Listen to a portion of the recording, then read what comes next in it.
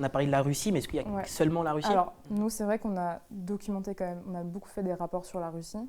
Malheureusement, ce n'est pas le seul acteur. Puis la campagne Big, ça, c'est une campagne assez particulière qui a visé les Dromcoms, notamment la Nouvelle-Calédonie, dans le cadre des émeutes qui ont eu cours. Et c'était un mode opératoire qui, en fait, a propagé des narratifs néocolonialisme et qui venait, en fait, attiser des manifestations et des sujets qui étaient en place. Et c'est une campagne qui a été menée par des acteurs proches du pouvoir azerbaïdjanais. Comment on peut, nous, se protéger de tout ça? Quand on est face à un contenu qu'on pense trompeur ou inexact, c'est déjà de ne pas le repartager. La deuxième étape, c'est on peut signaler à la plateforme un contenu quand on le voit. Par exemple, le fait aussi quand on voit un sujet qui va être un peu sensationnel, peut-être prendre un peu de temps et de distance par rapport à ça.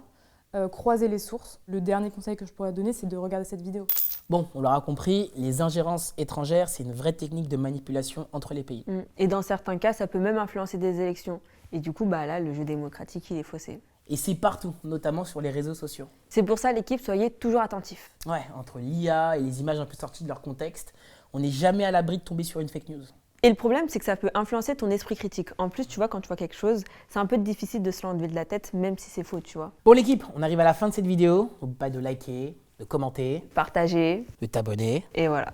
Et nous, on vous dit à la prochaine. Ciao! Kombucha.